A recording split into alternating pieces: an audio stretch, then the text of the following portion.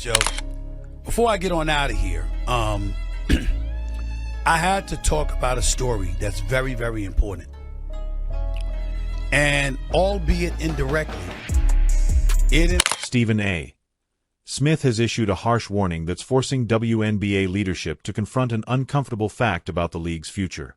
The financial model that has sustained women's professional basketball for decades is colliding head-on with market reality. The real story emerging from the shadows is about compensation, specifically the league's rapidly declining ability to retain its stars when outside money comes calling, even though recent headlines focused on on-court tensions, controversial fouls, and the adjustment period for high-profile rookies. With offers that make current employment look like charity work, an intriguing and more urgent story is revealed by the numbers. Reports circulating within basketball circles indicate that alternative leagues and private investors are approaching players like Caitlin Clark and veteran free agents like Sophie Cunningham with offers that dramatically exceed existing WNBA standards.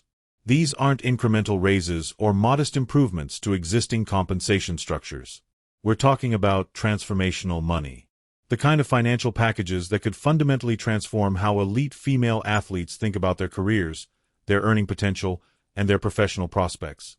The league is facing a pivotal moment that could drastically alter the whole picture of women's professional basketball in ways that would have seemed unthinkable only a few years ago, as the 2I-26 collective bargaining agreement opt-out window draws near.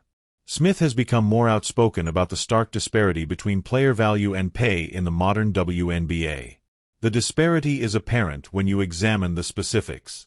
With a base salary of about $75,000, Caitlin Clark, possibly the biggest attraction in women's basketball and the most well-known figure in all of sports, makes millions of dollars from ticket sales, merchandise sales, television ratings, and cultural influence that goes well beyond the basketball court.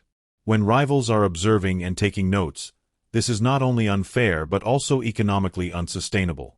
Now, market forces are stepping in to reduce that gap with the kind of aggressive capitalism the WNBA never had to face before, and the league's traditional clout over players is eroding quicker than management likely anticipated. The most important challenge comes from Unrivaled, a new 3-on-3 league that's gradually rewriting compensation norms for women's basketball. This isn't just another overseas option or a transient solution for the off-season. Beyond offering competitive pay that reportedly triple what WNBA veterans earn, they're offering equity stakes, making players into owners rather than just employees who show up, play, and go home. There is more to this ownership concept than just increased compensation. It's a fundamental paradigm shift in how players can build long-term wealth from their athletic careers, generating generational financial security rather than merely covering expenses during their playing years. When a fledgling league offers ownership structures reminiscent of international soccer's superstar deals, the kind that turns stars like Lionel Messi into billionaires, the WNBA's salary cap structure suddenly becomes more than a budgetary barrier. It turns into a disadvantage in the marketplace that actively drives talent out.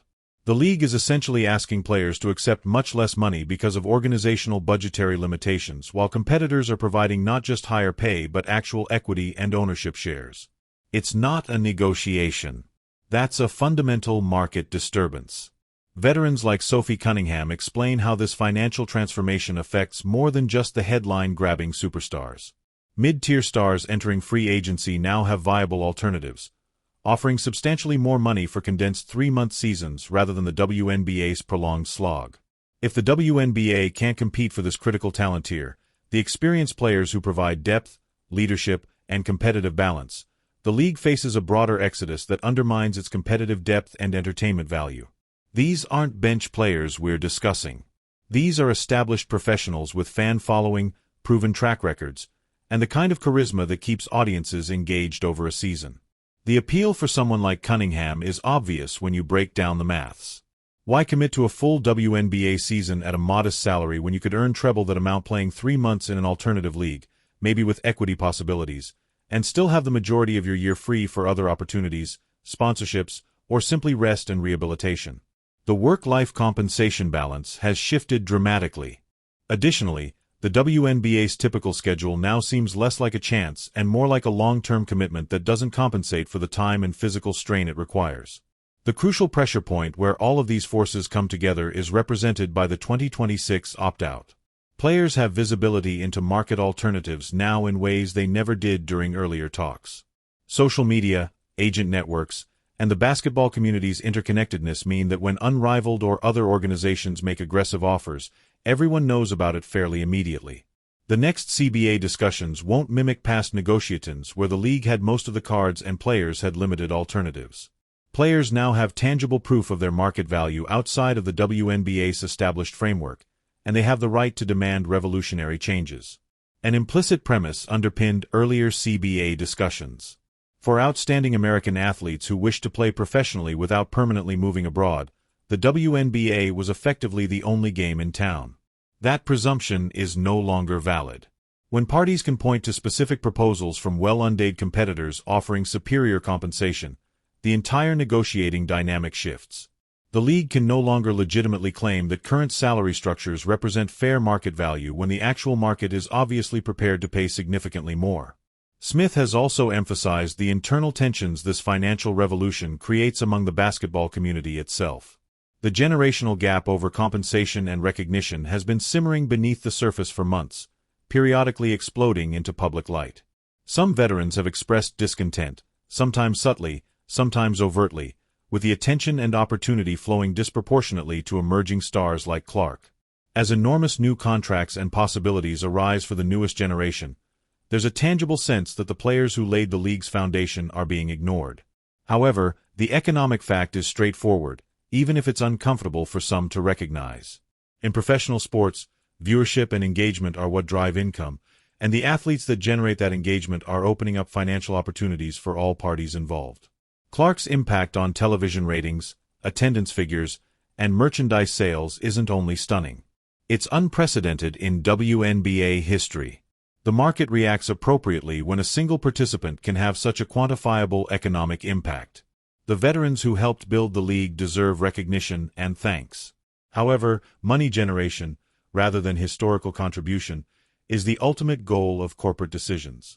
Difficult conversations arise from the conflict between respecting the past and making the most of the present. Through this lens, some of the on-court aggression and off-court criticism aimed at rookies like Clark have been seen as expressions of deeper discontent about shifting economic realities rather than just as standard hazing or competitive fire. Whether that interpretation is fair or not, the perception exists and generates awkward dynamics that the league must negotiate carefully. The most dramatic possibility gaining traction in basketball circles reflects what some are calling the nuclear option. What if elite players pick alternative leagues over the WNBA entirely? Until recently, it appeared improbable that stars would abandon entire WNBA seasons in favor of more lucrative choices. It sounded like agency posturing or media speculation without substance. It is now a genuine bargaining reality that has the potential to compel the league to act in ways that were unthinkable even 2 years ago. Imagine a WNBA season without Caitlin Clark because the league refused to match competitive offers and she chose to play elsewhere entirely. The television implications alone would be devastating.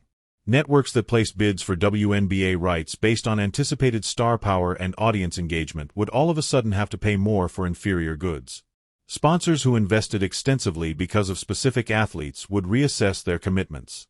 The cascading ramifications would go well beyond the absence of one player.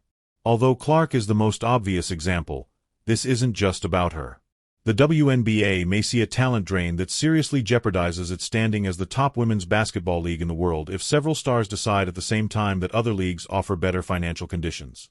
The league's brand has always hinged on the premise that it features the absolute greatest players competing at the highest level. If that assumption breaks down because the greatest players are competing elsewhere for more money, the WNBA's entire value proposition collapses. The WNBA has less than 2 years to develop a complete competitive response to private capital and equity-based remuneration structures that are actively courting its talent. The challenge isn't merely matching dollar figures in a basic bidding war.